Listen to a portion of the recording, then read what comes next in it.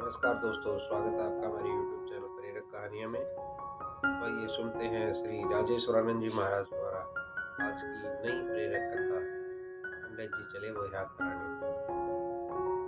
बहुत ही प्रेरक कथा है। सुंदर ढंग से महाराज जी ने इसका वर्णन किया है। तो आइए सुनते हैं आज की कथा। पंडित जी गए विवाह पढ़ने, तो पंडित जी बोले मैं तो नहीं जाऊंगा, कर्मनाशा पार करनी है, मैं रेल से आऊंगा।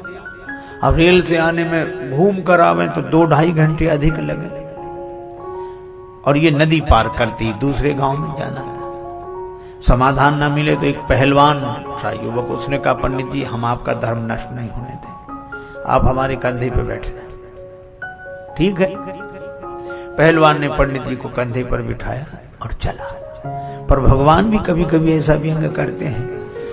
बीच नदी में पहुंचा और उसका ऐसा बैलेंस बिगड़ा, पांव फिसला के पंडित जी को लिए दिए गिरा नदी।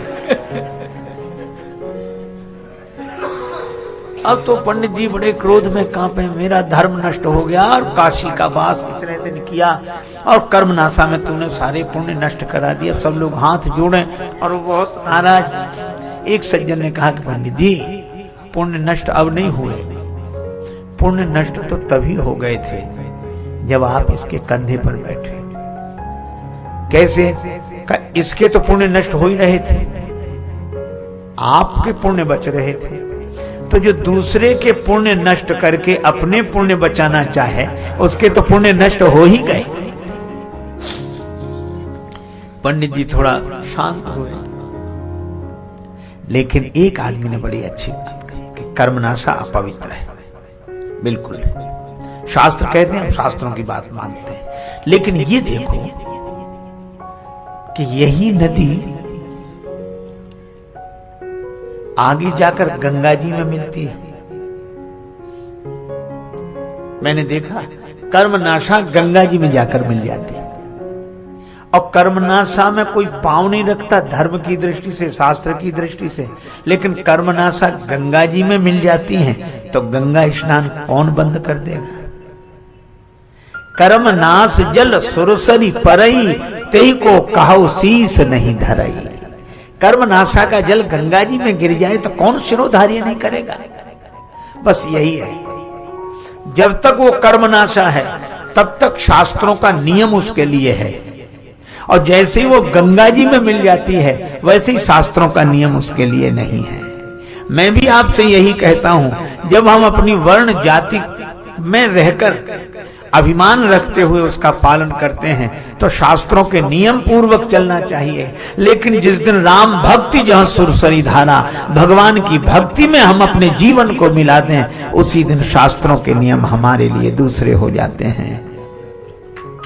पर उसी दिन होते हैं। शास्त्र की मर्यादा है, पर यह शास्त्र से ऊपर, जिसको स्वामी रामानंद जी महाराज वैष्णवाचार्य, उन्होंने बड़ी सुंदर बात कही एक चौपाई में, जाति पाति पूछे नहीं कोई, हरि को भजे सो हरि का होई। और उनका गोत्र अच्युत गोत्र, और कैसे कैसे संत बनाए गए। आप देखो रविदास जी को उन्होंने शिष्य बनाया, माता मीरा जिन्हें गुरु मानते हैं। क्यों?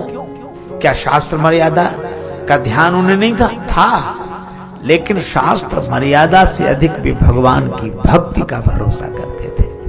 पर आज तो विडंबना ये, मिलेंगे लोग पूछेंगे तेरा व्यवहार कितना है, मिलेंगे लोग पूछेंगे तेरा व्यवहार कितना है, मिलेंगे लोग पूछेंगे तेरा व्यापार कितना है, मगर ये कोई नहीं पूछता कि तेरा प्रभु से प्यार। तो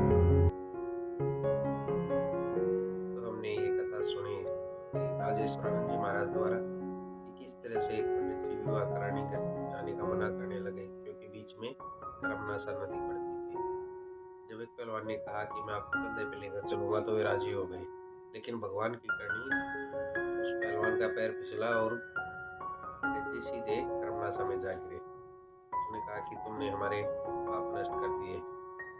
लेकिन एक बुद्धिमान पुरुष ने कहा कि आपके पास पाप तो उसी वक्त नष्ट हो गए थे जब आपने दूसरे की नहीं सोची।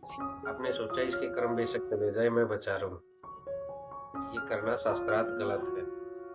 महाराज जी ने बड़े ही अच्छे ढंग से इस बात को हमें समझाया है। कि हमें दूसरों के भी सुख दुख का ध्यान रखना चाहिए। उम्मीद करता हूँ आपको ये कथा पसंद आई है। अगर पसंद आई है तो लाइक शेयर कमेंट करें, चैनल को सब्सक्राइब करें ताकि इस तरह की कहानियाँ हम